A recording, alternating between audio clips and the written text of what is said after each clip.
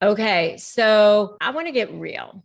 I want to get real. Sometimes it's hard to have a conversation about abuse and about emotional abuse in particular. I mean, a lot of times people only really want to talk about certain types of abuse, and emotional abuse, especially when you are in a toxic situation. I've practiced law for a long time, and they talk about no fault divorce, and people like fault doesn't matter and all that sort of thing. And first of all, I want to dispel a myth, because a lot of times people think, well, no fault divorce means fault never matters. And that is definitely a myth, because no fault just means that you don't have to prove fault in order to get a divorce. Like years ago, you had to prove fault in order to get a divorce. No fault means is you just don't have to prove fault in order to get a divorce. Years ago, you had to have certain grounds like abandonment or something like that. Now you just have to say irretrievably broken or whatever. But it doesn't mean fault never matters. Fault can come into play. For sure, there are times that fault can come into play. Now, emotional abuse is a little bit more tricky, though, because it is much harder to prove in a divorce situation. And suffice it to say, emotional abuse is certainly abuse for sure.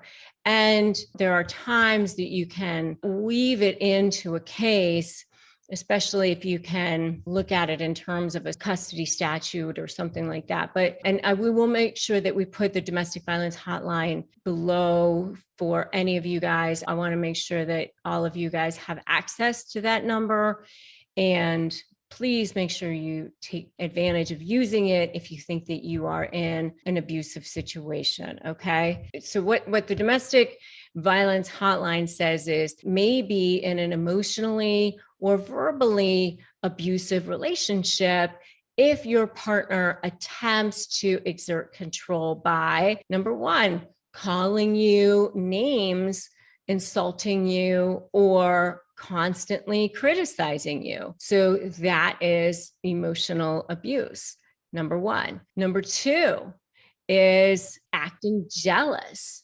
possessive, or refusing to trust you. So that is another way that you can be considered to be in a emotionally or verbally abusive relationship. Okay. Especially if somebody is constantly accusing you of doing things just for no reason whatsoever. And I mean, I remember one time I had this client, she almost literally looked like a nun. She was this older woman who would wear these cardigan sweaters, like buttoned up to her neck. And she had this short gray hair, and she would not wear any makeup. And her husband was this Middle Eastern physician who had been very, very successful. But she was so sweet and prim and proper. Literally, if she just, spoke to another male, because the other male would say hello to her in an elevator or something, he would accuse her of having an affair with this other male. I mean, he was so paranoid and so ridiculously, insanely jealous. That was so emotionally abusive. So acting jealous like that in a way that's just not rational can be very, very emotionally abusive to you. Okay. The next one is isolating you from family or friends or other people in your life. You're not allowed to make phone calls at a certain time, or you're not allowed to go see people at a certain time. I remember knowing somebody one time where the husband would actually take note of how many miles were on the car and wouldn't let her drive. That's so emotionally abusive. That's the next one. The next one is monitoring your activities with or without your knowledge, including demanding to know where you go, who you're in contact with, how you spend your time, constantly monitoring you, putting a GPS on your car, things like that. Why do they need to do that?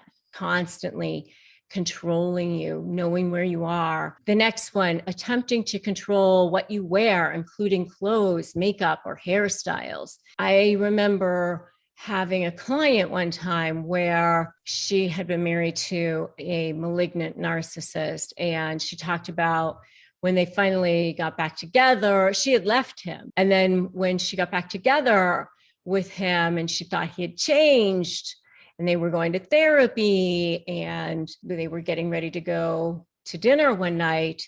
And under her breath, he said something about, lipstick. Made a comment about the fact that she was wearing lipstick. Like, that was so bad. The fact that she was wearing lipstick at all, somehow she was supposed to feel like bad about that in some way, like she was some sort of slut or something, the fact that she had lipstick on. That's another one. The next one is humiliating you in any way, especially in front of others. Just horrible. Any kind of humiliation in front of others is bad. Nothing more needs to be even said about that. Next one is gaslighting you by pretending not to understand or refusing to listen to you, questioning your recollection of facts, events, or sources, trivializing your need if you have feelings, or denying your previous statements.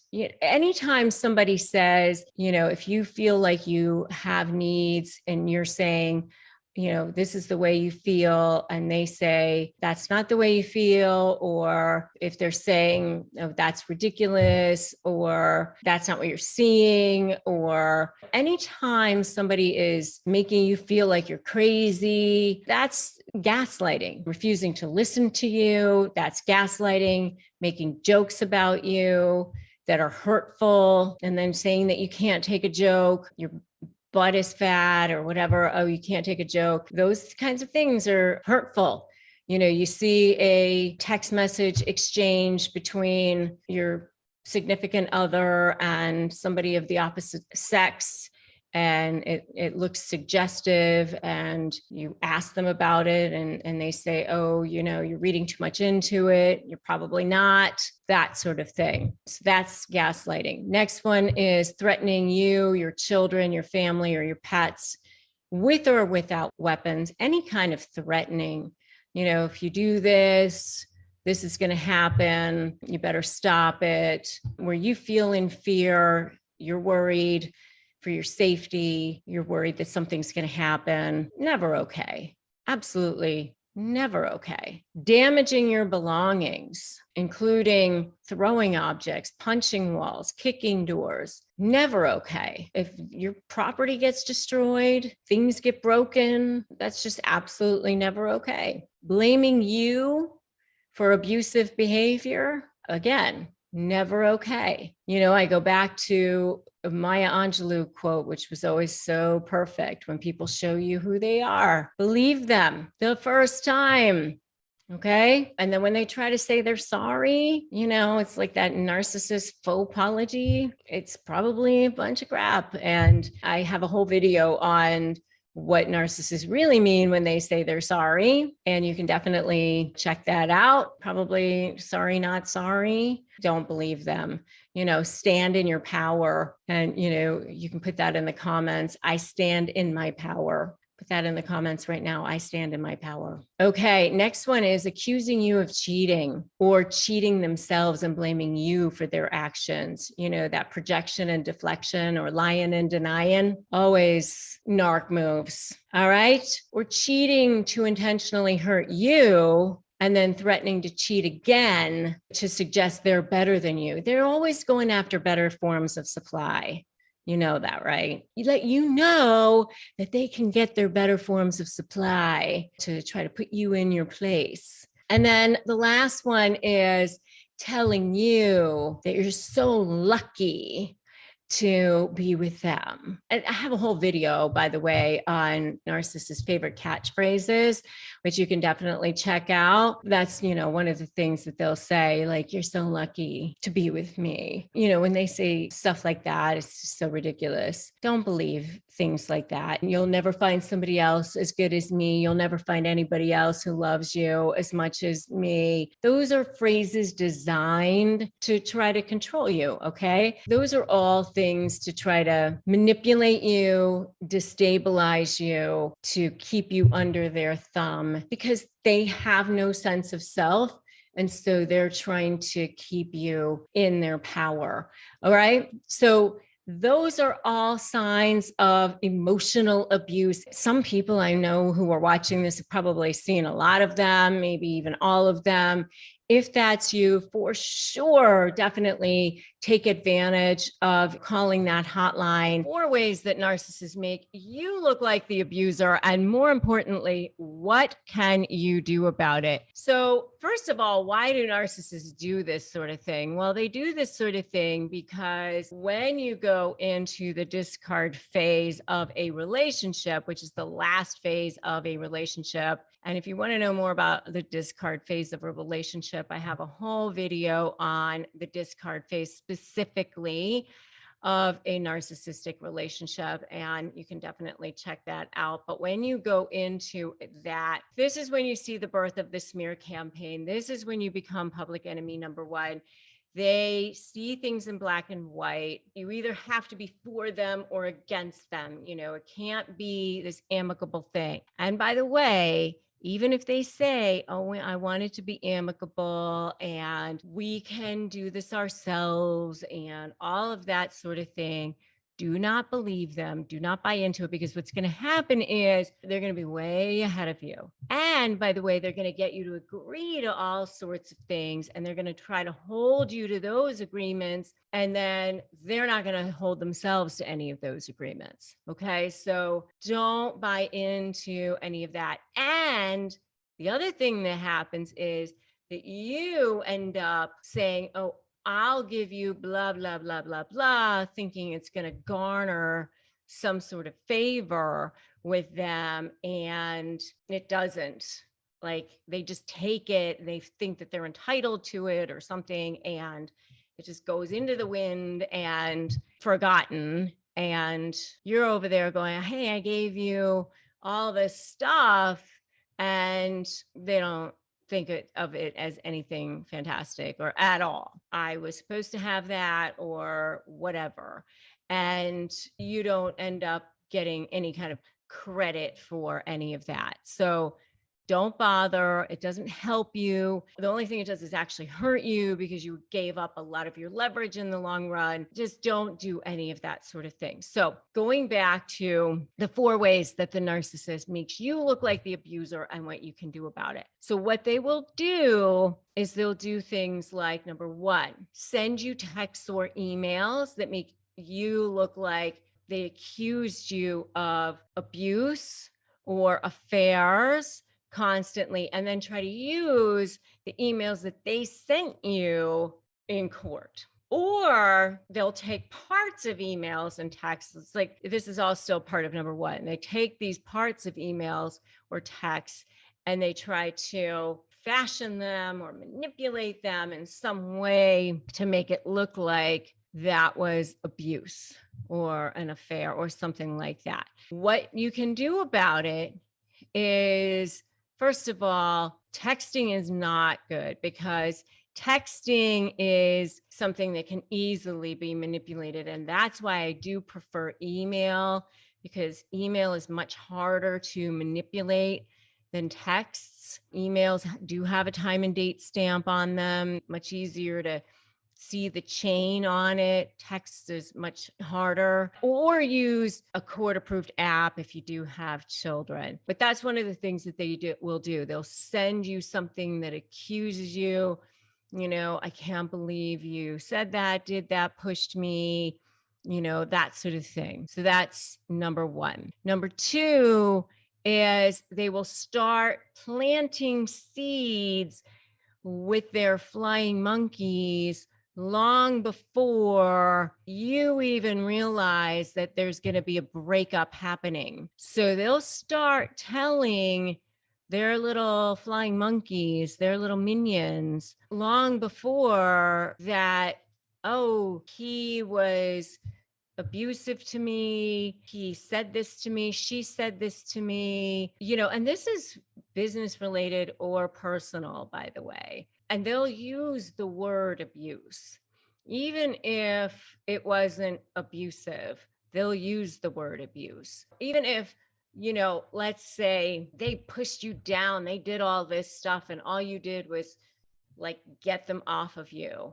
They'll say, he restrained me, he wouldn't let me go. They'll totally turn it around so that you were the attacker, you were the abuser.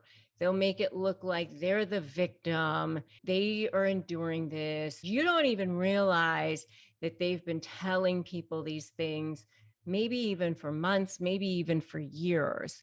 And so all of a sudden, after the relationship is done, you realize that all these people think that you are abusive or either emotionally, physically, or whatever. Okay. I do have a whole video on how to shut down a narcissist smear campaign, and you might want to check that out. I highly recommend that you check that out. And right now, I just want you to put shut them down in the comments so that you can just start mentally getting yourself ready. Shut them down. Okay. Because you can, you absolutely can. I've helped thousands of people personally, millions of people through this channel. You can do it too. First thing you have to do is believe that you can. No one can help you if you don't believe that you can. All right. You got this. Number 3 thing that they do is they'll start yelling. They'll start screaming. They'll start even calling things out. They'll start doing all kinds of things to seem super dramatic, even if you are super calm, because they want to make it seem like there's something major happening. They may even call the cops first. They may even call cops and get them involved and say that you were the aggressor and make it seem like there was something horrible happening, even if they were the aggressor first. They may call the police, get the police involved, even if they were the first aggressor, and say that you were, and file a police report, even if they were the first aggressor, and say that you were. They may point to scratches on their arm and all that sort of thing, because even if it was you defending yourself, they'll make it seem like you were the one who was the problem. I do have a whole video. It's called Do This to Not React to Narcissists. I would definitely check that out as well. And, make sure that you keep really, really careful records of absolutely everything. Super important. In my SLAY program, I actually have the 12 areas that you should be documenting. And I teach people how to do that, whether it's a business situation or a personal situation. I actually have a whole module on how to document properly. But if you are just doing it on your own, make sure you're just keeping really, really careful records. Okay. The next thing that they will do, the 4th thing that they will do to make you look like the abuser is they will actually file false pleadings, fraudulent pleadings. They will lie.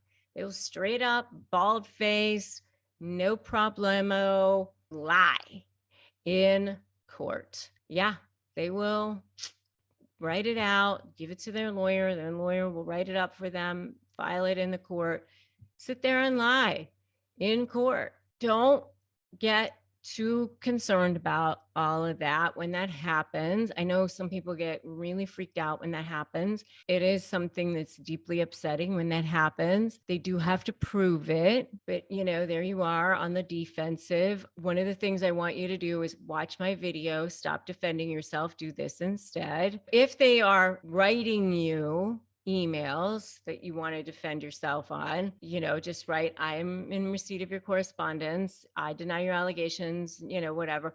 You don't need to respond point by point by point by point, because that's just, then they pull you in and then now you're stuck in the mud with them. And that's what they want you to do. Don't get drawn in, because then they're like leading you by the nose and they get supply from that. Don't allow yourself to be emotionally triggered by them. That is exactly what they want. They want you to be emotionally triggered by them. They get off on that. That gives them a high. And remember that anything that you put your hand to is a potential trial exhibit. Just remember that. Just remember that when you get emotional and they get you yelling, they get you screaming, they get you upset, they get you hitting back, or they get you verbally assaulting them back, and all of that sort of thing, it also goes against you. And that's what they want. Because then judges and the police, they just see two people who are fighting. They just see two people who can't handle themselves. They just see two people who are emotional. And that's not what you want.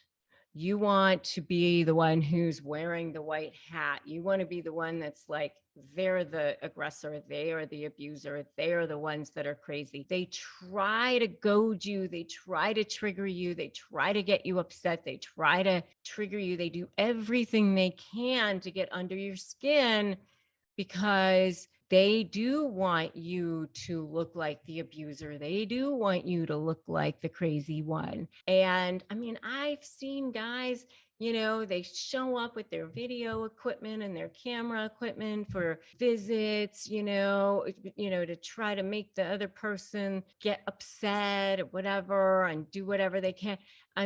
All kinds of crazy, stupid stuff to get the other person triggered. And don't take the bait. Do not take the bait when they do these things. Just stay the course, pretend like you're reporting the news. Don't allow yourself to get sucked into the mud with them, because if you do, then they have you. So stay away from that, stay on the outside of that, and keep your records. Slay methodology absolutely does work. That's what you have to do in order to beat them, in order to win. Many people who have dealt with the effects of non-physical narcissistic abuse, and, many people say, why isn't this illegal? You can actually get a restraining order for physical abuse, right? But you can't get a restraining order you can't see it, but it sure does take its toll on you physically. It sure does take its toll on you emotionally. I've certainly been there. I've certainly felt the effects of it myself personally. So I definitely know. One of the things that it can cause in you is chronic post-traumatic stress disorder. There's a very big difference between CPTSD and PTSD, not to take away from PTSD, which is very awful also. But the difference between CPTSD and PTSD is that PTSD actually happens to people when they've been exposed to one event, a car accident or a war, something like that. Chronic post-traumatic stress disorder happens to people when they've been exposed to something over a long period of time, like narcissistic abuse. And what happens is it causes long-term effects on your body, long-term stress, long-term trauma on your body. And you end up really having, autoimmune issues, kidney disorders, liver disorders. It can cause diabetes in your body because of the elevated A1C levels, the elevated stress in your body. When you have elevated cortisol levels in your body, it ends up causing a lot of havoc in your body. Your gut health issues, your vagus nerve, constant stress. Your body is in constant fight or flight mode, and it really wreaks havoc in many different areas. Your hair starts falling out. You can't sleep right. Your skin starts to look bad. You don't even see straight sometimes. That's how it starts manifesting. But what are the non-physical signs of narcissistic abuse? And I'm going to go through them. And so I want you to listen to me.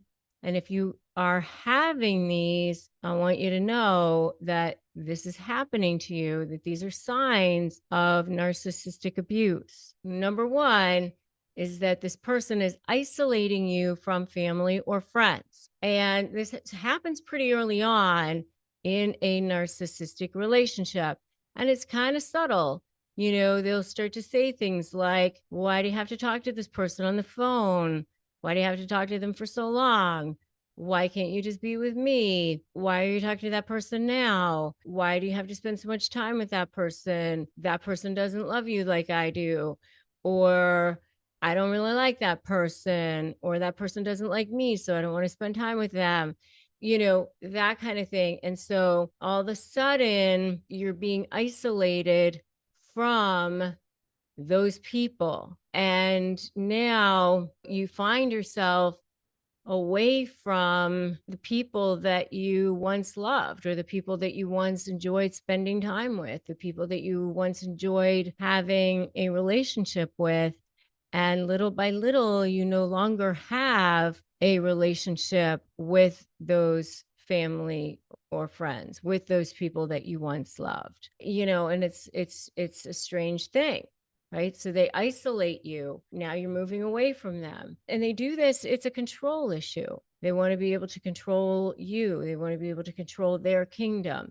They feel insecure when other people are around. They feel like your attention is on other people other than them. They feel your love is on people other than them.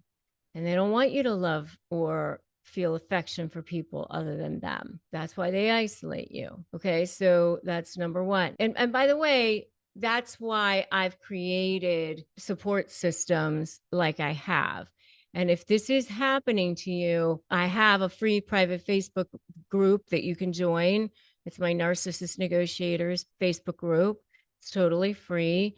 I also do have my inner circle, which you can join, slayinnercircle.com. So I invite you to take advantage of the resources that I have. That's number one. Number two is they twist the truth and they gaslight you, right? So they'll say things like, oh, we talked about that and you agreed. Don't you remember? And they say things with such authority, with such confidence, that you think, I don't remember having that conversation. And the first few times that it happens, you're like, oh yeah, I definitely didn't say that. But it happens over and over again, and you're in the relationship for so long that you start to really believe them. And it's a person that you trust, if it's a romantic relationship, who purports to love you, who purports to care about you, and oftentimes is maybe successful in other areas in their life. And so you think that they know what they're talking about. And so they twist things and you trust them. You think maybe they're right. Maybe we didn't have that conversation, or maybe I did. Maybe I did say that, or maybe I am wrong. And you really start to question yourself. And they project things and they start to say, you're wrong. It's your fault. You're the one. Things start to be projected onto you often, and you start to question yourself. So twisting truth, or they say it's somebody else's fault. It was them. It was somebody else. Projection, deflection, lying, denying, constantly twisting truths. But most of the time it's you. You're delusional. You're the one with the problem. Twisting truths. Constant gaslighting, non-physical sign of narcissistic abuse. It erodes away at you. So you, who once felt good about yourself, who once felt like you knew who you were, start to feel unsure, unsteady, unstable. Non-physical sign of narcissistic abuse. Number 3, hot and cold behavior. I love you. I hate you. I'm all over you. I can't get enough of you. Get the heck off of me. You're amazing. You're the most incredible thing I've ever seen. I'm repulsed by you. I mean, it's literally almost like that, but not always in those terms, but basically kind of like that from day to day. And there was a study done by a psychiatrist or psychologist named Robert Sapolsky from Stanford on monkeys. One set of monkeys were given a treat every single time they did something great. In those monkeys' brains, nothing happened. The other set of monkeys were given a treat sometimes, intermittently. They didn't know when they were going to get something. Those monkeys, just the anticipation of maybe they were going to maybe get rewarded, the anticipation caused the dopamine levels in their brain to rise to the level of cocaine. Not getting the treat, the anticipation that they might. And that's what happens with this hot and cold behavior. Hot, cold, hot, cold, hot, cold. And that's what happens with these narcissists, constant flooding, showing up at your house or office, whatever, flowers, sweep you off your feet. And then the next day, ghosting you, not responding to emails. I can't stand you. You're so needy. I have to work. What's your problem? Hot and cold. And that's what they do, or this withhold of information, private. I can't tell you things. Don't go into my stuff. That very moody, hot and cold. And that's that cycle. And then don't leave me. I hate you. Don't leave me. That's what causes that trauma bond. The fourth one is this invasion of privacy and no boundaries. And, this is another one of those one-sided things, by the way. Don't touch their stuff. Don't even go near their phone. Don't go into their things. They'll absolutely go ballistic and berserk on you if you even go near sniffing their, touching their stuff. But they are allowed to break into your computer, break into your phone, show up wherever, and have absolutely no boundaries with regard to your space, your stuff. And even if you are like a professional, I'm aware of narcissists who will show up at their spouse's offices, even if they're doctors, lawyers, whatever, and there's confidential information around about their patients, about their clients that have nothing to do with their spouse, that they should not be seeing, that they should not be touching, that they should not be around, but they don't care because they feel like that spouse belongs to them. Or maybe it's their son, or maybe it's their daughter, or maybe it's their whoever. And if they feel like they're allowed to just barrel in, then that's what they get to do. Invasion of privacy, no boundaries when it comes to them. Like, it's all about them. These people are possessions to them. You belong to me, right? And that's why you have to be so done with these people. You have to be so done. You have to create boundaries. You have to create boundaries. And that's the only way that you cut off that toxicity. You've got to be so done. And that's why I want you to put so done in the comments right now. So done. You've got to be so done. That's what I help you do. That's where I come in, because I totally know how to help you be so done. All right. That's my specialty. And the next one, number 5, this is where it gets kind of scary. Okay. Because this is where they can become malignant. And I've seen this. This is where sometimes you need restraining orders. This is where sometimes you need, court intervention. Jealousy and accusations. It can turn very toxic here. It can turn kind of even deadly sometimes. When they can become super jealous, they start to stalk, they start to become violent. But that's a very, very telltale sign of non-physical narcissistic abuse. It's Sometimes people can be a little bit jealous here and there or whatever, but when they start accusing you, when they start really going a little bit insane with the accusations, when they start going over the top with the jealousy and accusations, it's not okay. And it's constant. Where were you? What are you doing? I want to see your phone. When they start tracking you, I've seen car trackers, phone trackers. That's not okay. I've seen them slash tires. Not okay. That's when you have to be so done. It can get kind of dangerous. Okay. So jealousy and accusation. Sexual abuse when you're dealing with a narcissist comes in different stages. In the beginning, you've got your love bombing stage, and that's when they will just want to claim you. They'll say that you belong to them, that you're beautiful, that you're smart, that you're intelligent, that you're handsome, that you're gorgeous, that you are completely everything that they've ever wanted in a partner. And so how can you resist? How can you resist their charm in the beginning? But that love bombing stage is actually a way of claiming you as their property. And once they've brought you into their lair, then the devaluing starts. And that's when you start seeing these little things about how you are in the bedroom is wrong in some way. That maybe you're selfish, maybe that you're too promiscuous, maybe that you're wearing the wrong clothes, maybe that you were talking to the wrong people. You know, the control then starts setting in, because the love bombing is really just a way of gathering you into their layer of control. The next stage that you'll see is jealousy and rages. And this is where they'll start demanding to know everything they need to know, or they think they need to know, about your past partners, about the kinds of sexual encounters that you may have had before. What did you do with that person? Who was it? Who did you talk to? When were you with them? What did you wear? All these sorts of things. The jealousy and the rages then start.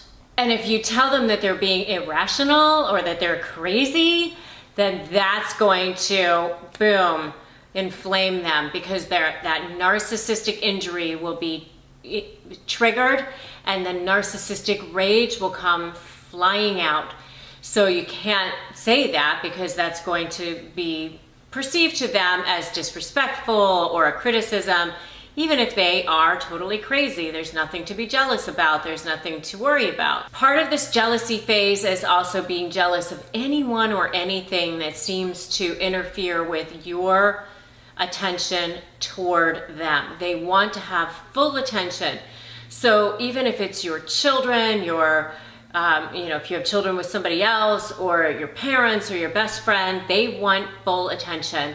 And they will not accept it if they don't get your full attention. The next phase is coercion tactics. And with coercion tactics, what you'll start to see is demanding sex at certain times, demanding sex after an argument so that you can prove their commitment back to them. Demanding sex after an incident when they think that you've been talking to somebody that you shouldn't have, or that you were wearing something that you shouldn't have. Then demanding sex to have control back over you with that. Sometimes they play the victim card, where, if you want to prove to them that you love them, prove to them that they're the only one, so that you feel that you have to have sex with them in order to make them feel safe again, to validate them, to make them feel secure. The next stage is threatening infidelity. If you don't give them what they want, if you don't have sex with them in the way they want, if you don't do the things sexually with them that they want you to do, then they might threaten, hey, I'll just go get it somewhere else. Hey, all these other people want me.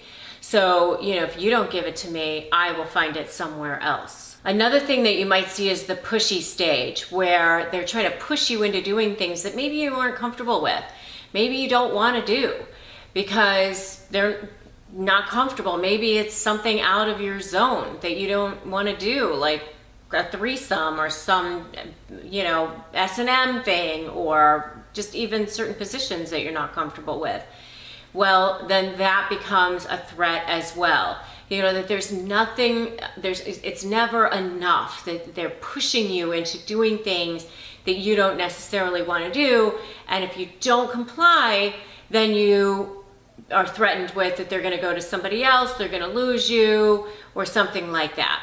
And another thing that you'll see with narcissists and sex is unsafe sex. So maybe they will push you into doing things that are not safe, such as having unprotected sex, or having sex where you potentially could get caught, or maybe giving you a sexually transmitted disease. I've actually seen that as a divorce attorney where a husband or a wife cheats on the spouse. They go get a sexually transmitted disease. They know that they have it. They've been diagnosed with it. And then they end up going and having sex with their husband or wife then and giving them that sexually transmitted disease. And in a lot of states, that's actually cause for civil action, such as assault or battery or intentional infliction of emotional distress. Because especially if you end up with something like herpes, you're going to have that virus for the rest of your life. There's no cure for it. There are medications for it, but there's no cure for it. But that's the kind of thing that narcissists will do.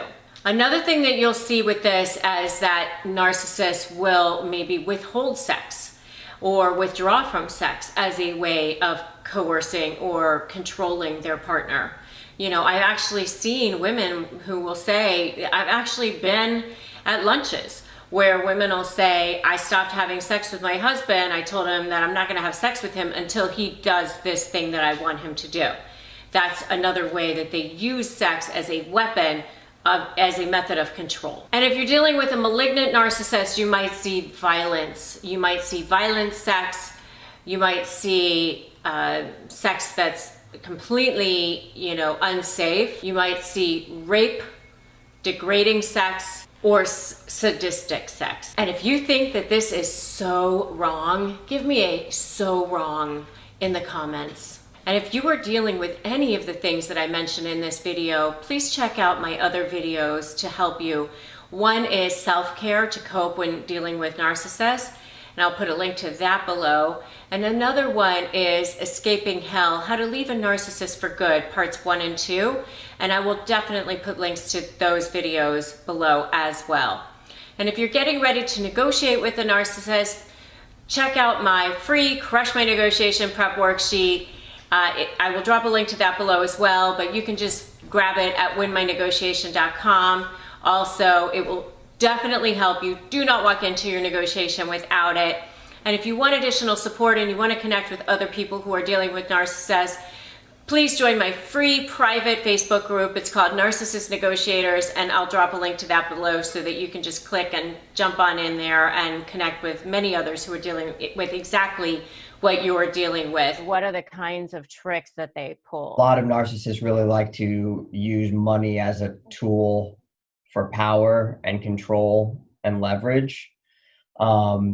And so I think just sometimes just recognizing that it's not about the money and that it's about the power and the control can be helpful in normalizing.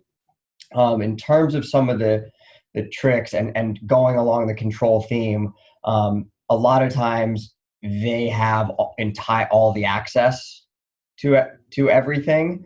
And so what I see a fair amount is that translates into they have entire visibility over all of the finances, but then you don't have any access. So they have control over all spending, et cetera, those types of things. And so I think one of the approaches that can be helpful, not necessarily if you're going through divorce, but a little bit before then. And tell me if that's in the right track, but I imagine you probably have people that are contemplating divorce. But yeah, sometimes I think one thing that can be really helpful is if you're able, as you're trying to save the marriage, to convince them to sign up for one of these platforms like a Personal Capital or Mint or things of that nature that have account aggregation. So you can see kind of all of the finances at once. And if you can do it in the way of like, this is really a hot button for me and that we don't have transparency. And so it'd be really helpful for us to work on our marriage. And so you're still kind of giving them this semblance of control, but that can be a good way to backdoor your way into having visibility over all the finances, at least with what they're willing to add to the personal capital account. So that's something that I find can be kind of pretty effective there. Well, those are both really, really good. Really, really good. I was just thinking, hiding money, they tend to, be the ones that'll move money offshore or put it in separate accounts or get paid in cash. And what happens is they've been working on their target for so long that the target ends up kind of feeling paranoid anyway, and feeling like the other person has all the control. And so they kind of have this imagination that there's all this stuff going on, and it may not be as bad as they might think, but they just imagine all the worst things, like, there's millions of dollars offshore, or there's millions of dollars being paid in cash. And their income is 5 times what they say it is. And, so I think part of it is, just kind of looking at the facts and also saying, okay, in today's day and age, it's not as easy to hide money, and money usually has a trail. You can usually see wires going places. I mean, it's really hard to move money around without some kind of traceability. There's going to be some weird wire to some bank in the Cayman Islands or Nevis or something that you're going to see, or some big amount of cash that was taken out, and there's no way to account for what happened to it. So that's what I usually tell people. It's not as easy to hide money as people think that it is. Yeah, and I think one of the things that I often suggest for people that, because like you said, people can kind of work themselves into a tizzy where the fear of the unknown becomes this massive problem and kind of manifests into a massive problem that may or may not exist. And so sometimes what I think is the best way to evaluate that relatively quickly, because the decision is primarily, I've got this lingering concern. Am I going to be able to move forward with this lingering concern or not? And so you then have options to address that concern. You can hire a private investigator and do, a world search of different bank accounts and see if something like that comes up. You can do, full forensic accounting and tracing, but all of those things come with pretty hefty price tags. And they also take your case in a direction that can make it really, really difficult to resolve amicably if the event that is, a possible outcome, which often isn't the case when you're divorcing a narcissist, but in some cases, that does work. And so, something that we often do is like the smoking gun analysis, which doesn't get to it's not a full tracing, but it's more just trying to look at all financial records for a year and do a real rounded corners that say, how much did we make? What happened in terms of the return on investment? And does it make sense for us to be where we're at? Because at the end of the day, your starting balance and your ending balance, the difference between those two are going to be based on gains or losses during that period, total income, less total expenses. So when you do that kind of smoking gun analysis and you look and you see how much in expenses does this imply that we had, is that in the ballpark? So, if you look at it and you say, I think we're spending 15 or 20,000 a month, and then you look at this type of analysis and it's showing 50 or 60,000 in implied expenses, then maybe there's something there that should cause you to do a real deeper dive, ask for 6 years of documents, bring in a private investigator, go further down. So that's often what we do. We call it kind of the smoking gun analysis of just trying to do it a little bit, kind of like a back end way, approach, right? Poor man's you back your way into it. I like that approach. That's good. And another thing, which is kind of like similar to what you were just saying, is like, if the person is paid all from one source, like a company, and the person is not paid in cash, maybe there's a C-level executive of some sort, but maybe they do get paid in many different ways. Maybe it's, restricted stock units, or maybe it's, I've had C-level executives that get paid in, various, like one was an Indian owned company that the guy was like living in Brazil, but he worked for the American portion of the company. And so like some of his retirement stuff was in rubles, and then some of it was in like Brazilian Rios, and some of it was in American dollars. And so, but it all came from one source, the company. And so one of the things that I've done is subpoena the company and say, give us a breakdown of every single dollar this person has earned, or every single, bonus or stock or whatever. And, where did it go? Which bank accounts did this person direct it to go into? Give us the exact checking account, routing number, the bank name, because you go right to the source and figure out, okay, how much was made. And, okay, here are the expenses. And so here's how much should be left over here. What's missing here? Yeah. I think to that point, I think step one is really understanding the compensation structure. Subpoenas often are a more efficient way of getting to the bottom of things. If you don't have full disclosure, or, you often will get a very organized packet back from the company, as opposed to bankers' boxes of documents that have been pieced together. So in some ways it can actually be more efficient. It does take things in a little different slant. But the other thing that I think is really important is that people get educated, because to your point, I don't think I think a lot of people don't necessarily have a full understanding of how things like RSUs and stock options and how much people pay in taxes. And so like I've seen plenty of situations where someone said, hey, I think my husband's hiding money. Look, like here it says that 1,000 RSUs vest, and I only see 400 shares in the account. Well, 400 of them were withheld for taxes. And then I see that you sold 200 shares. And so a lot of times there actually is a good explanation. And so absolutely trying to get educated, and stock options are another great one, because sometimes there's actually no money that came into the account. It might just have been an outflow because you exercised the options but didn't sell. So yeah, those are really, or maybe they haven't even vested yet. Maybe they won't vest for another 5 years. And if the person isn't with the company in 5 years, they're not going to even get them. So if they're not ripe, then maybe they're not even something that would be put into the pot to be divided. So I mean, there's that. But I think what happens is people get caught up in the cash element of things a lot of times.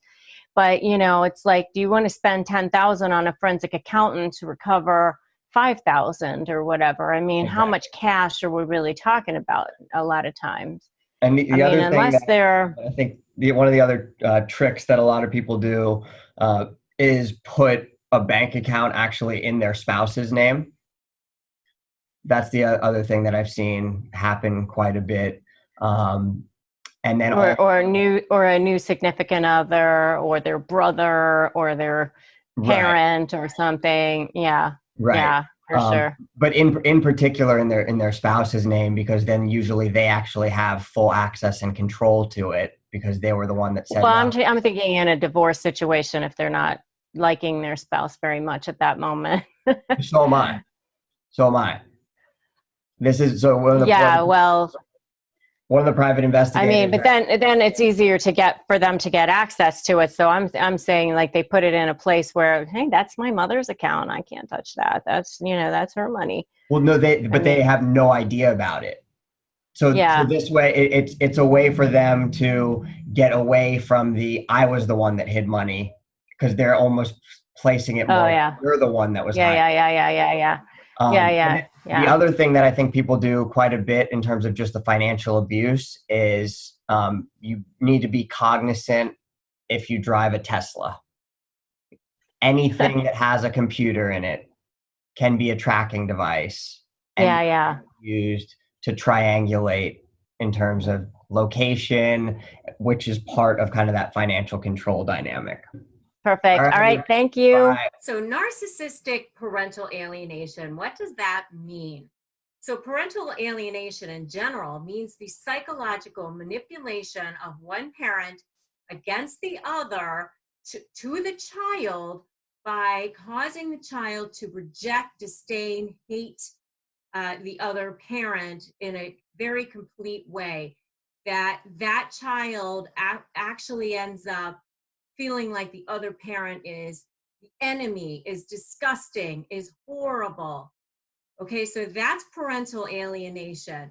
What narcissistic parental alienation is when you have this alienating parent who also happens to be a narcissist. It's probably the most lethal, toxic, horrible situation that you could possibly have. So before I get into what you can do about it, let me give you some indicators that maybe parental alienation may be going on for you. So number one is that they send poisonous messages to the child about what we call the targeted parent. And they portray the targeted parent as unloving, unsafe, unavailable, things like that. So they're manipulating the child into believing that this parent, who even maybe once was very loving, into believing that this person is now hates you, that hates the child, and that the environment is unsafe, that the parent doesn't want the child, something like that. So they send these poisonous messages to start basically brainwashing the child into believing how horrible the targeted parent is. Okay, so the second thing that they do is they start limiting contact and communication between the child and the targeted parent. They'll start saying that the child doesn't want to come over to your house, that the child is too tired, that the child is sick, that the child has homework, anything that they can dream up. They start limiting that contact, limiting that communication. They'll even start saying things like, or the cell phone wasn't working, or the battery died, or I shut it off because I don't want you tracking me, something like that. So they start limiting communication between the child and the targeted parent. So the number thing that they do is erasing and replacing the targeted parent in the heart and mind of the child. So they basically will start saying that, this is your new daddy, this is your new mommy, or we don't need old daddy in our life anymore. We don't need new mommy in our life anymore. You have me. I'm the only one that you can count on. I'm the only one who's here for you all the time. Daddy or mommy, whoever the targeted parent is, doesn't want you. And besides, they never wanted you. And you're just a bother in their life. And I'm the one who loves you. I'm the one who wants to be with you all the time. Things like that. So they start replacing and erasing the targeted parent. So the number 4 thing that they do is encourage the child to betray the target parent's trust.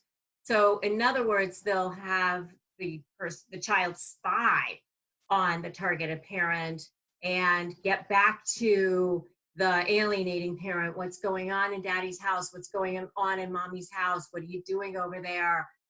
Tell me what's happening. Tell me what you had for dinner. Tell me if daddy or mommy is seeing someone else. Tell me what you're seeing in the house, things like that. So basically they become this little spy for the other parent, so that the other parent, the alienating parent, has more ammunition to use against the targeted parent. And the last thing they do is they undermine the authority of the targeted parent. And how they do that is they say, the targeted parent might say, no, you're not allowed to go out till 3 o'clock in the morning with your boyfriend. And then the alienating parent will say, no, you can go ahead and do that. Daddy or mommy is stupid, or they don't know, or they're not the boss of you, I am, things like that. So they'll undermine the other parent's authority. And I do want to mention that a lot of what I'm getting today is from Dr. Amy Baker, who is the author of the book Co-Parenting with the Toxic Ex. I've had the pleasure of being able to interview her. She is the foremost authority on parental alienation in the world. And I will drop a link to my last interview with her in the description below so that you can check that out if you'd like to as well. And I will also drop a link actually to her book, Co-Parenting with the Toxic Ex, if you want to be able to check that out also. So, you may see one or two of these things happening with you, but, every parent, when they're in the middle of a divorce or in the middle of breaking up or something like that, they engage in some of these things. So, if you just see one or two, it may not be parental alienation. It's the whole, when they're all taken together, then these parental alienation strategies foster conflict, and they create that psychological distance between the child and the targeted parent. And that's what it is that they want. And sometimes it's just because they hate the targeted parent, they want to punish them. Sometimes it's just because they want the kids to love them more. And especially if they're a narcissist, they want to feed their ego. They want to show the targeted parent that I've got you, I got the kids to turn against you. That is one thing that narcissists do anyway, is triangulate and try to gather a support team and get people to go against you. And so in the middle of a divorce, they do that with the children and with anyone else that they can get on their side as well, unfortunately. If these things are resonating with you, just drop a comment down below. You can write Stop PAS, which is Stop Parental Alienation Syndrome, or you can just drop a comment and let me know, yeah, nailed it. This is exactly spot on. Unfortunately, this is way more prevalent than we think. Okay, so what can you do about it? Number one thing that you can do about it is do something ASAP. The thing is that when it's gone all the way to where the child is fully alienated, absolutely hates the other parent, then it's so hard to turn that around. I've seen some of the worst possible cases. I've actually had clients that have had to go to parental alienation camps, reunification camps with their children so that they can try to reunify. You're basically deprogramming the children at this point. It's almost like as if they've been in a cult. So it's really, really difficult. So if you are seeing any of these signs, do something immediately, get help, and make sure that you are considering your strategies and your interventions absolutely right away. Don't brush it off. Don't say, well, she was angry or he was angry, or we're just going through a divorce, or I'll get the kids back at some point. Just be really, really mindful of doing something as soon as you can at the beginning of the process. The second thing that you can do is don't engage. And what I mean by that is, first of all, you're not going to engage at the level that the narcissistic alienating parent wants you to. I have a whole video on how to negotiate with a narcissist ex, where I talk about the BIF method, brief, informative, friendly, and firm. And I will drop a link to that video below as well. You're definitely going to want to check that out, but you don't want to engage, and don't employ the same tactics with the children that the other parent is employing.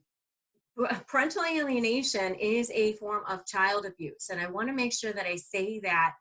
I've had Dr. Amy Baker actually said that it's harder for children to get over parental alienation syndrome than it is sexual abuse. It's that traumatic. So, children of parental alienation syndrome who've been targeted, who are the victims of that, have anxiety, depression, their grades suffer. They sometimes have eating disorders. They sometimes drop out of school. They have a higher incidence of teen pregnancy. They have a higher incidence of being on drugs, all kinds of really, really bad things, because this is a form of child abuse. So don't respond by engaging in the same type of behavior. Just keep letting the children know that you're there for them, that you want to see them, that you love them, that the problems with the other parent have nothing to do with them. Just keep letting them know that even though they say they hate you or whatever, it still goes in there. They still see it. They still hear it, as much as they don't communicate that with you. So just don't stop telling your child that you love them, but don't engage with the other parent. And the last thing that you can do is make sure that you have a really, really strong support team. You're definitely going to want to have a lawyer that understands parental alienation, one that has had experience in dealing with parental alienation. And then you're going to want to hire or get involved with, hire a good coach or a therapist or somebody who really knows parental alienation, and also get involved with some support groups, other people who have dealt with it. And, not people that are going to like kind of help you on the hate wave, because that's not really going to help you. So what you really want is somebody who can give you information, advice on how they were able to reunify with their children. Flying monkeys are a big part of what narcissists use, and especially when you're looking at negotiating with narcissists, which is what I specialize in, they use their flying monkeys for all sorts of things. So what is a flying monkey and why do they need them? What do they use them for? So a flying monkey is a third party. They could have one or they could have multiples of these flying monkeys, but it's a third party that narcissists use to inflict abuse upon their target. So they're lining up these people to try to help them abuse you. And most often the flying monkeys really have no idea that they're being used as a pawn in their whole entire scheme to try to make you, the target, feel worse.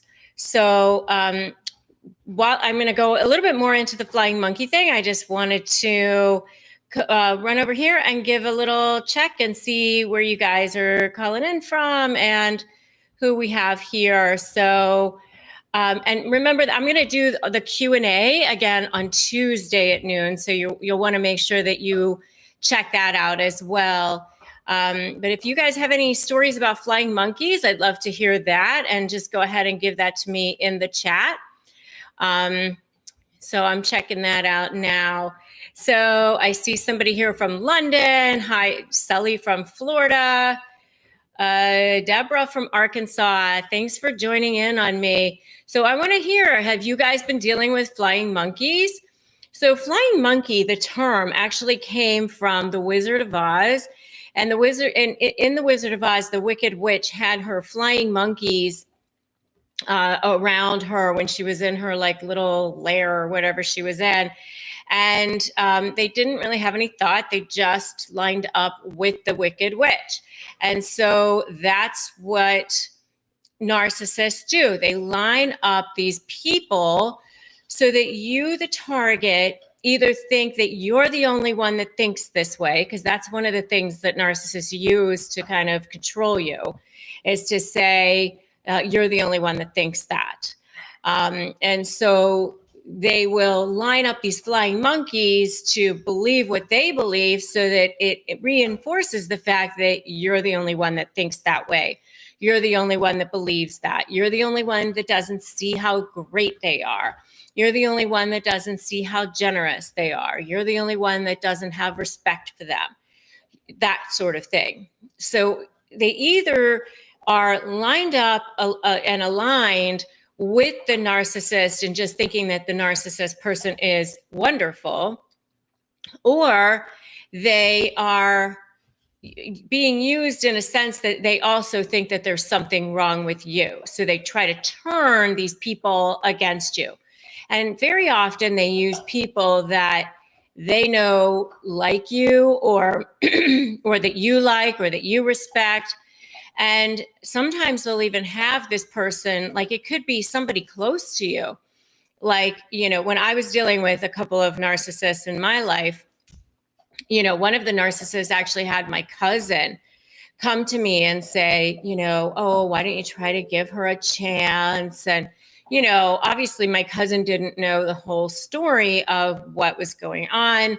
And so here my cousin is being used as a pawn in this whole narcissistic scheme to try to abuse.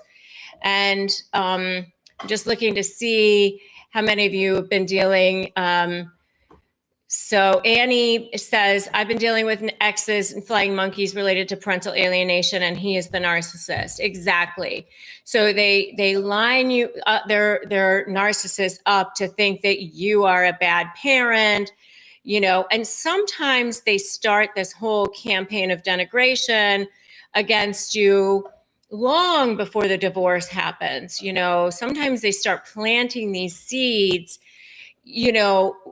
many months and sometimes even years before you're even onto the idea that divorce may even be an option. So they might start saying things like, oh, so-and-so had a little too much to drink at the party last night. I'm really worried about her. And this is like maybe 6 months before the divorce even gets started. So that once the divorce starts, that person can go, well, I told you that she had a problem with alcohol. And then they start trying to use that against you as, obviously, you're not a fit mother because you have a problem with alcohol. Everybody knows that. I just had a conversation with Carol down the street. She was concerned about you because of your drinking problem. And you're sitting there thinking, I have 1 glass of wine a week. I don't even know what you're talking about. That sort of thing. So that's the kind of thing that they'll do with their flying monkeys. They use them in their as a pawn in their overall scheme of psychological abuse. And during a divorce or even a breakdown of a partnership or any kind of situation where you're trying to separate yourself with a narcissist, and especially if you're getting ready to go negotiate with a narcissist, they are going to want to use these flying monkeys as a method of leverage against you so that you feel more scared, so that they take more control over the negotiation process. So I'm just looking to see what some of you guys are saying. Anne says that's exactly what he does. Lizzie says, my employees are flying monkeys for my narc husband, so sick. Well, and the employees for a narc husband are a perfect place because they're being paid by that guy. So it behooves them to say, oh, what's going on? Okay, we'll line up and go get behind the person who we are employed by. So now, even if you had a great relationship with your husband's employees, they're like, well, I know my bread is buttered on this side, so sorry, can't talk to you. And then it makes you feel even more alone, more victimized, more isolated, more crazy. It's a method of gaslighting because, here comes these third parties who are saying things to you about what happened in a particular situation, and it didn't happen that way. So you're being gaslighted now, or gaslit, by a third party. So these are like the minions, the henchmen of the whole narcissistic play. And when you are separating from a narcissist in a divorce or a business setting, it even gets worse. It's like they're on steroids. Whatever their worst case scenario was before, it's 100,000 times worse when you're trying to separate out from them, because when you're dealing with a narcissist, you're either for them or you are the enemy. Even when you're in a relationship with them, the slightest little slight is a massive, huge thing, and it all becomes about, you don't respect me, you don't love me, you don't do enough for me, all this stuff. And all you did was say, hey, how come you didn't take out the trash or whatever? It becomes this massive, huge thing. So just imagine now they are no longer getting this narcissistic supply from you, that whatever it was that they felt they were getting from you and why they were in a relationship with you in the first place, that supply source is being threatened. So now they're just coming after you, and they come after you not just themselves, but try to line up people so that they feel that they're bolstering up their ego. And I have this whole army of people who believe what I believe, who think that you're crazy, that I'm amazing, and that you're the one that has the problem. So it's a method to make you feel even worse. So I just volunteered for an insanity test. I go in on Thursday. I'm taking them all to court. Well, you know, taking them to court is probably a good way of turning around that. Remember, I talk about how you want to make sure you're going on the offensive when you're dealing with narcissists. If you are in a situation where you're divorcing a narcissist, or you're trying to dissolve a business partnership or negotiate with a narcissist in any format, you're going to constantly feel like you're on the defensive, constantly feel like they're coming after you.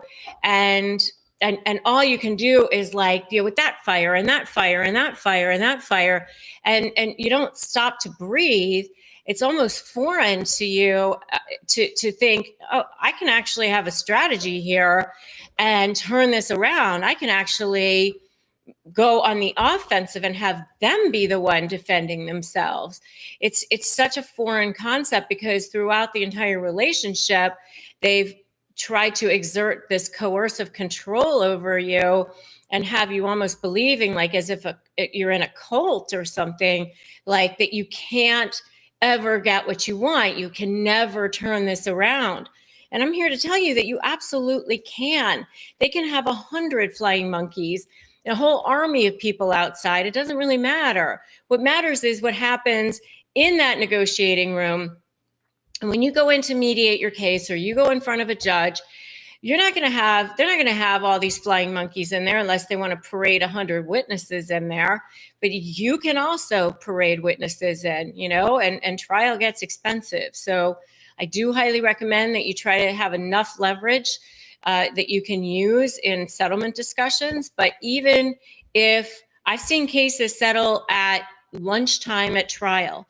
So even if you have to wait to use your leverage until you get to trial, you can still definitely turn it around. Never think that it's too late for you. You know, always try to turn it around as much as you possibly can. So I just want to check out a couple more of your comments. Catherine says you're awesome. Thank you, Catherine. I think you are so awesome too, and I'm so glad that you're here. So, all right. Well, very similar to Scientology. I mean, it is a form of brainwashing, and if that's what you mean as far as the Scientology. I mean, I don't know that much about Scientology, so I don't want anyone to think that I'm besmirching Scientology, but I'm assuming that that's what you are saying. I mean, it is a form of brainwashing what they do, because they are trying to get some form of control over you. So John says, explain supply. I'm going to explain narcissistic supply in one of my next ones of these, but just very briefly, I'll just say that narcissistic supply is anything that feeds the narcissist's ego. So it could be money, compliments, it could be exerting control, devaluing, judging, debasing people, putting them down, all that sort of thing. Anything that feeds the narcissist's ego. So that's my explanation today about flying monkeys. Beware of flying monkeys. Beware of flying monkeys everywhere, especially on social media and places where, even if you've blocked your ex on your social media accounts, beware of the flying monkey minions who are out there lurking about, watching what you're doing. And also be careful about who you're talking about, the narcissist too, because they have spies everywhere. So, and remember that everything you do or say could potentially be a trial exhibit. So you want to be super careful about making sure that you're the one if you end up in front of a judge wearing the white hat and the other narcissist is the one that has all the issues. So you have developed this incredible mind map that you created for healing. And I wanted to go through it because I think it's really genius what you've put together. And if people use it in, working with you or somebody from your team, you actually say that they can see results within 12 weeks. The mind map is designed to take place in 10 sessions. Oh, 10 sessions. I thought 10 it was sessions, and then there's usually a little bit of follow-up, so you're not wrong with the 12 weeks. Sometimes I like to spread it out so that they recontact me a couple of weeks after the 10 weeks, or maybe 3 weeks later.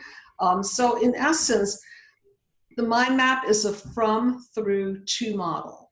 From the past and the encodings of the past, through dismantling the here and now and the effects on the psyche, to healing, reconnecting, and paradigm shifting out of the mess. So that's the game plan. Takes place in 10 sessions. Unlike traditional therapy, the sessions are very specific. So session number 1, no mystery. We're going to talk about childhood wounds and how the individual was wounded by the blueprint, mom, dad. I call it the cause. Mom and dad are the cause. Now I want to distinguish cause from fault because this is multi-generational. So it's important to know that the parents also psychologically inherited their bad blueprint and passed it along to the people, to us, everybody, multi-generationally, because nobody comes out of childhood wound-free. It's just impossible.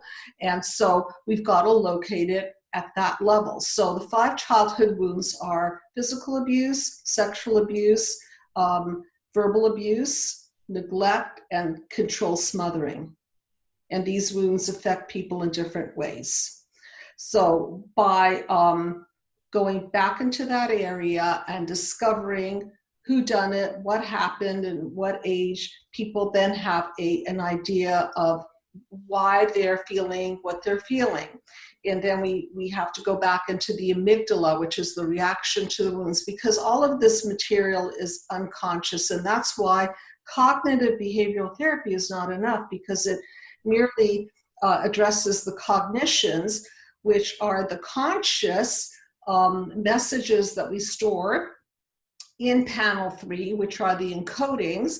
But what is often missed is the pre-verbal, the unconscious material, which is what the baby is absorbing, and the subtle messages that they're incorporating into the fiber of their being.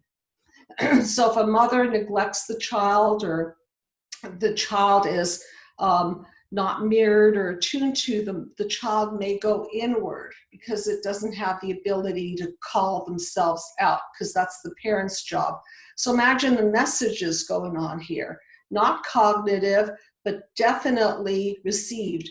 I'm not lovable, I'm not wanted, I'm not important, I don't matter, I'm not effectual, there's this hopelessness, I'm uncomfortable.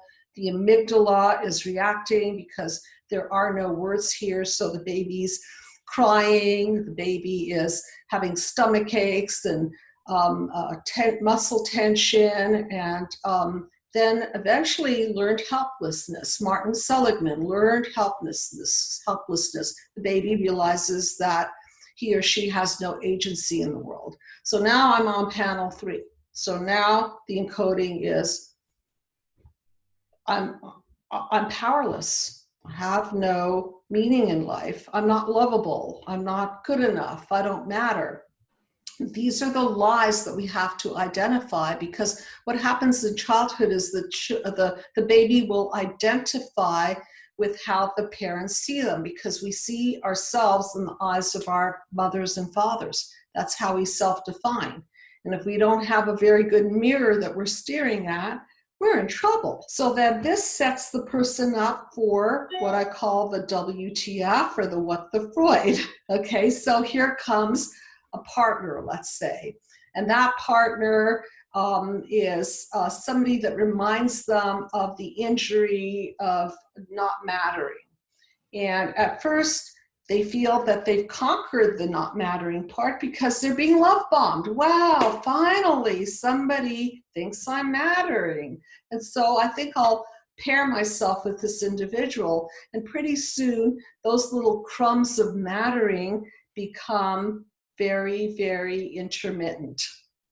And as we know, intermittent reinforcement is the most powerful reinforcement schedule of all, because if I receive a crumb, wow, that's really special, as opposed to lots of regular reinforcements and what I call is a secure attachment, because people who are injured are used to insecure attachment. And so by conquering the person that treats them like mom or dad, they're going back into the repetition principle, and they're trying to win the game that they didn't win then, and they'll never win this round. And then they go down into chaos because they get re-triggered, and then they try to defend themselves, and this is where the drug, sex, rock and roll comes in, and whatever else they do. Some people cut themselves, some people just simply This is self-flagellation. yeah, they opt out of life. Some people defend by watching porn or being on the cell phone all day, and there's just so many creative ways that people defend themselves.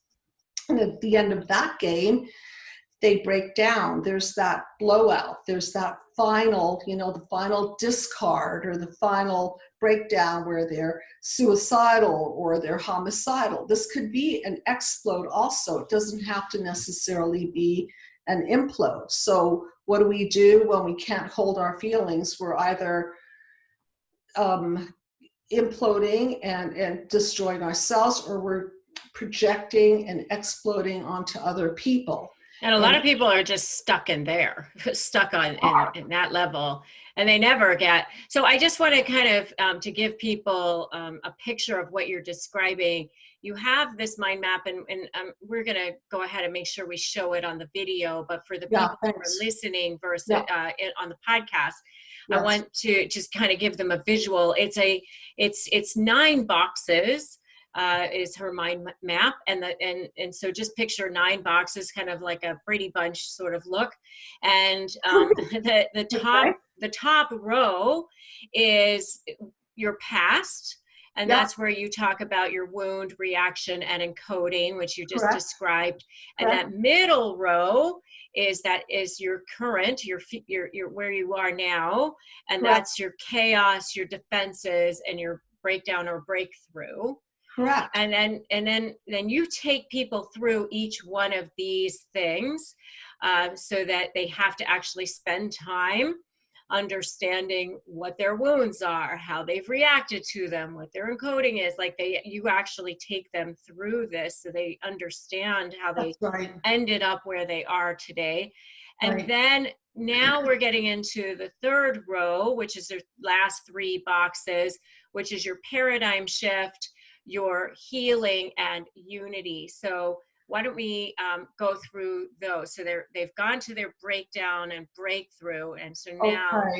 I just want to back up for a moment to the breakdown, breakthrough. Sure. The breakthrough is actually the release of the psychological toxins. It's very important that they get in touch with the cause and hold energetically responsible the injurers, and we do that through a series of truth conversations. And in the truth conversations, they get to actually express all the range of emotions that they were not able to express to their primary caregivers, usually mother or father. Now, please know, audience, that I'm not advising people to call mommy or daddy and give them a lowdown of what they did to you. This is something that would re-injure the person, because if you're dealing with narcissistic parents, they don't have the empathy to heal. The herder can't be the healer. So it's a bad choice to call your parents and try to work this through with them. So what we do is we work it out in the therapeutic environment so that they get to release these toxins, reprocess everything, identify the lies as opposed to identify with the lies. And then they can start moving into the paradigm shift. The paradigm shift is where they are now aware of their cracked lens of perception, which is all the lies and the patterns that they bought into, and now they're seeing clearly. Their boundaries are more defined, and I refer to the biological model of the permeable and the non-permeable and the semi-permeable model. The permeable is more the borderline features where people don't have the boundaries and they can't set limits and they don't have the self-esteem. And then the non-permeable are more the narcissists and the paranoids, they're walled off. And then the semi-permeable are the people who are able to vet, who can come into their inner circle or their medium circle. They can vet what's healthy for them, what's not healthy for them.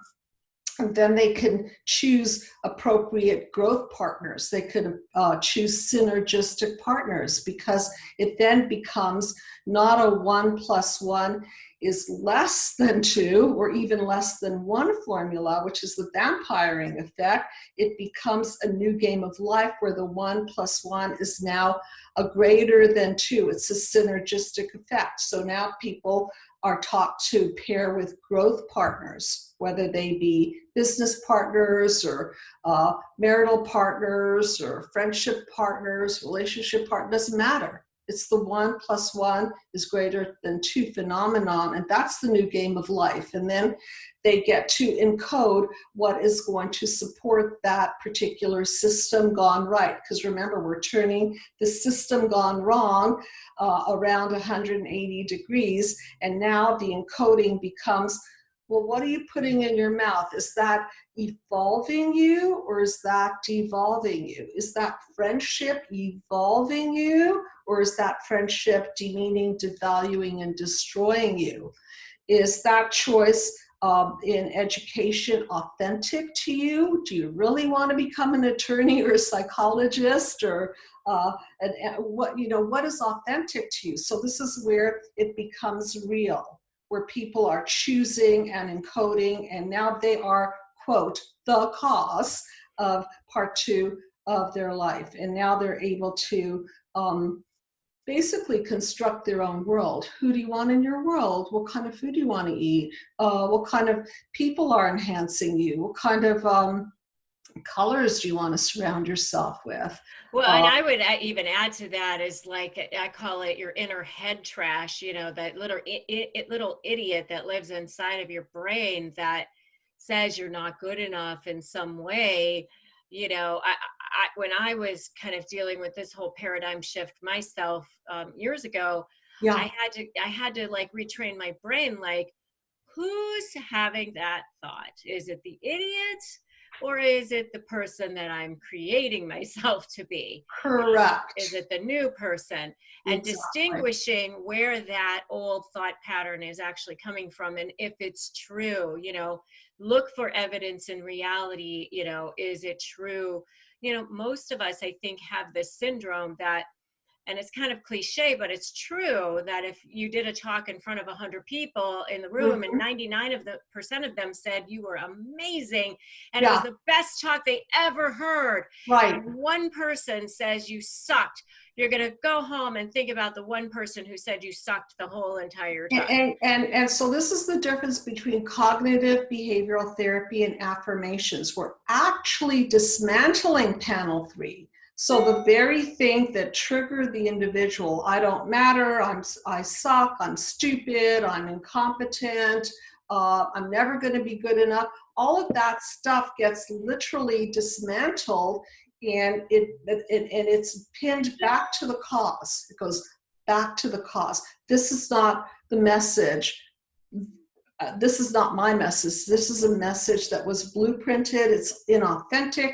It's based on a lie. We're releasing the emotional toxicity. So if a person with narcissistic personality dynamics comes along and demeans or devalues, tries to destroy, that panel 3 is now no longer active. We have dismantled the bomb, so they can press and press and press as much as they want, and no reaction. And that's how you step out of the game of dancing with the narcissist. You dismantle the whole system. And so they walk away because it's not interesting to you anymore. You don't beg and plead that they see you differently, or no, I'm not stupid, no, I'm not ugly, come on, don't you think I'm beautiful, please love me. So that whole game is shot. till Because there's you nothing already more know than- that you have internal value. You Yeah. know, you've created that internal feeling. I mean, we all are inherently valuable. We just don't feel it. Right.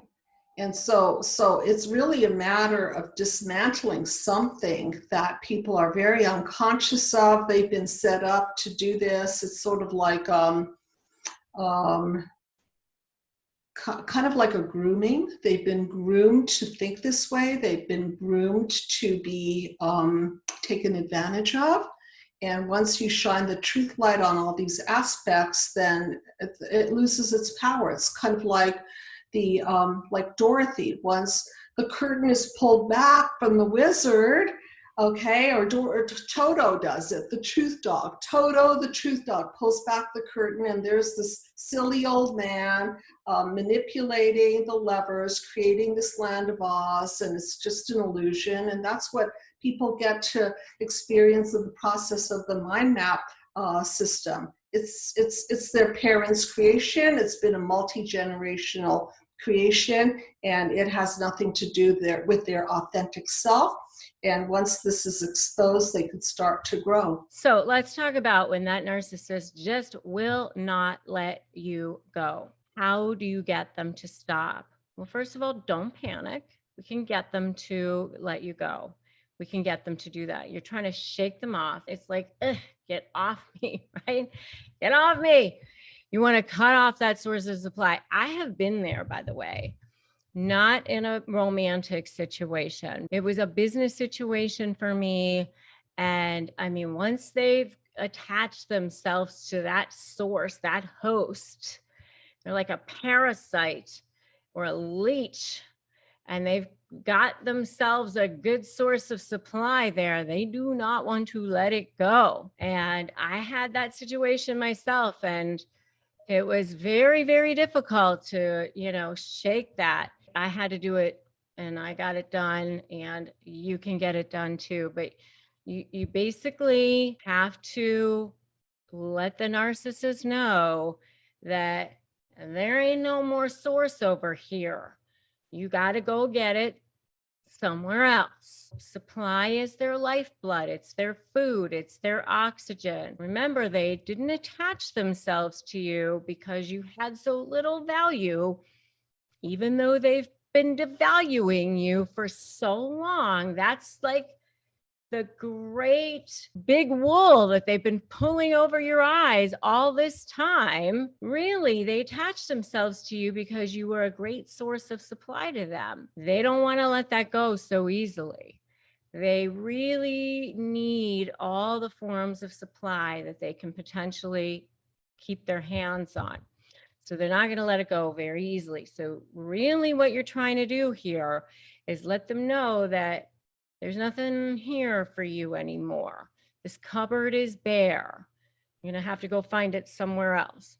So how do you start doing that? You have to slowly shift the conditioning, because what happened at the beginning of this relationship is they conditioned you and you allowed yourself to be conditioned. And so this dynamic was set up where you became a good source of supply to them in whatever way the relationship began, whether it was a business relationship or a personal relationship. Believe me, I know, because I was in a business relationship with one. And so I became a source of supply for this person, thinking I was going to be a good person and I was going to show this person how kind I was and how generous I was, and actually how much value I could bring to the relationship. And the more value I brought, the more supply I brought, and the more that person was like, oh yeah, I'm never letting this one go. Even though they devalued and passive aggressive and horrible, all of that stuff. And you think, why would I ever want to stay in a relationship where this person was so terrible? But, I digress. Anyway, so you need to shift that conditioning, because they think that you're not going to leave, or they think that if they act a certain way that they're going to be able to pull you back in, if they act up, if they start maybe having a rage or devaluing you in some way or having a tantrum, that they'll be able to pull you back in. So you're going to have to become immune to those things and be okay with the fact that they're going to do what they did to try to get you back when you start to cut off that source of supply. Okay, so number one, first, stop being triggered. Stop being triggered. Do not show emotion. Any emotion that you show is going to give them supply. So when the texts come in, when the emails come in, when you have those conversations, when you have those interactions, no emotion, right? And by the way, I have a whole video on how to respond to text messages. So you should definitely check that out. It's really good. Really good. I give you lots of very specific text responses and how to respond. It's really super good. So definitely check that out. So wherever you are, don't get defensive, no explanations, just the facts, almost like you're reporting the news, like you're a robot almost. And if you need to go scream and cry or do whatever you want to do after you're out of the interaction, fine, but not while you're there. No emotion. Do not get triggered. Do not show them you are triggered. That gives them supply. That is what they want. They get off on that. They're trying to get a rise out of you. You do not show them that emotion. That's number one. Remember, just the facts. So I want you to write in the comments below to remind yourself, just the facts. I want to see that you wrote that, just the facts, so that I know that you remember just the facts, right? That's number one. Number two is try to winnow yourself down to one form of communication. One form of communication. Try to make it email, just so that you're starting to get yourself to a place where you are putting yourself in a position to start pulling back. You're pulling back. You're starting to get this person out of your life. You want to get to a point where you're no longer in each other's lives at all. You can wipe this person from the CPU of your life, where like they never existed at all, if possible. I know if you have children together, it's difficult. But if you can get down to one form of communication, email is best, because those are the best for potential trial exhibits. If you do have potential court, email is best. But one line of communication would be really the best, one form. That's second. And third is firm boundaries, really, really firm boundaries. Cut off looking at their social media. Maybe if you have to meet with them, have a specific agenda. I'm going to meet with you for 30 minutes and this is going to be the conversation we're going to have. That's it. Nothing more. I got to be out of here. We're going to talk about this topic. That's it. I'm out of here. Very, very specific. Keep the boundaries firm so that you can keep your mental health strong. Stay away from the toxic fumes. So that's third. And really, really be super vigilant about it, because this is how you are going to start starving them of this narcissistic supply. They need to have the supply. They need to have this stuff that's going to feed their ego. So if they're not going to get it from you, they will go find it from somewhere else. That's fine. Let them go find it from somewhere else. Let them know that this is no longer the place, that this store is closed, that this factory is closed, that this is no longer the place that they can get it.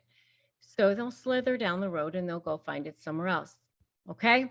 So that is what you do when the narcissist will not let you go. That is how you cut off that source of supply. Do not panic, because that triggers them. And that's where you start to see the little DMs start popping up into your little inbox. They start to realize, oh, there's still something there.